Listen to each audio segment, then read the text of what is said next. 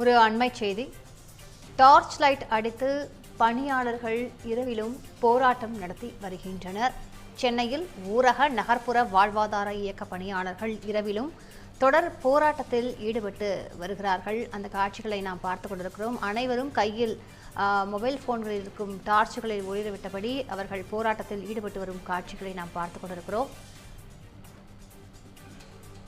அனைவரும் கைது செய்யப்பட்டு மண்டபத்தில் அடைக்கப்பட்டுள்ள நிலையில் டார்ச் லைட்டை அடித்து பணியாளர்கள் தங்களுடைய போராட்டத்தை தொடர்ந்து வருகின்றனர். இது தொடர்பான கூடுதல் தகவல்களை செய்தியாளர் நாகராஜ் கேட்கலாம். நாகராஜ், வணக்கம். அவர்கள் இது தொடர்பாக என்ன தெரிவிக்கிறார்கள்? எவ்வளவு பேர் கைது செய்யப்பட்டு அந்த மண்டபத்திற்குள் அடைத்து வைக்கப்பட்டிருக்கிறார்கள்? இந்த கைது தொடர்பாக அவர்கள் என்ன கண்டனத்தை பதிவு செய்கிறார்கள்? விவரங்களை பதிவு பண்ணுங்க நாகராஜ். வணக்கம் காயத்ரி.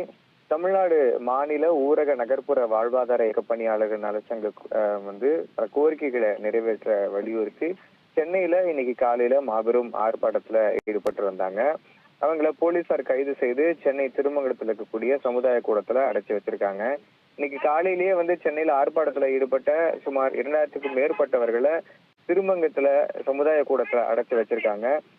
பணியாளர்கள் குறிப்பா இந்த போராட்டத்தில் அடைச்சு வச்சிருக்கக்கூடிய சூழல்ல உள்ள இருந்தே அந்த காத்திருப்பு போராட்டத்துல இப்போ ஈடுபட்டு இருக்கிறாங்க. கையில இருக்கக்கூடிய மொபைல் போன், அதாவது அவங்களுடைய அலைபேசியில இருந்து டார்ச் லைட்டை அடிச்சு இன்னும் வெளிச்சம் கிடைக்கல, விடியல் இன்னும் கிடைக்கல அப்படின்ற கோஷங்களை எழுப்பி உள்ளிருப்பு போராட்டத்துல ஈடுபட்டு வராங்க. குறிப்பா 4 அம்ச கோரிக்கைகளை வலியுறுத்தி தொடர் போராட்டத்துல ஈடுபட்டு வராங்க. அதுல நம்ம பாக்குறப்ப அதுல முக்கிய கோரிக்கை அப்படின்றப்ப தமிழ்நாடு மாநில ஊரக நகர்ப்புற வாழ்வாதார இயக்கம் மற்றும் நகர்ப்புற பணியாளர்களுக்கு ஆண்டுதோறும் செய்யப்படும் பணி புதுப்பித்தல் முறையை கைவிடணும்.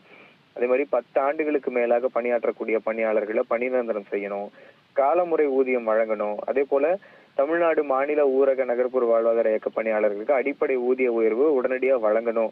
அதே போல பணிக்காலத்துல இறந்த பணியாளர்களுடைய குடும்பத்திற்கு முறையான இழப்பீடு தொகை வழங்கணும் அப்படின்னு பல கோரிக்கைகளை முன்வைத்து இந்த காத்திருப்பு போராட்டத்தில் ஈடுபட்டு வந்த நிலையில காலையிலேயே கைது செய்யப்பட்டு திருமங்கலத்துல கூடிய சமுதாய கூடத்துல 1000க்கும் மேற்பட்டவர் அடைச்சு வைக்கப்பட்டிருக்கிறாங்க. இந்த நிலையில தான் அந்த காத்திருப்பு போராட்டத்துல இருந்தபடியே தங்களுடைய மொபைல் போன்ல இருக்கக்கூடிய டார்ச் லைட்டை அடிச்சு இன்னுமே எங்களுக்கு வெளிச்சம் கிடைக்கல, விடியல் கிடைக்கல அப்படின்னு பல கோஷங்களை எழுப்பி உள்ளேயே காத்திருப்பு போராட்டத்துல அவங்க ஈடுபட்டு இருக்கிறாங்க. காயத்ரி,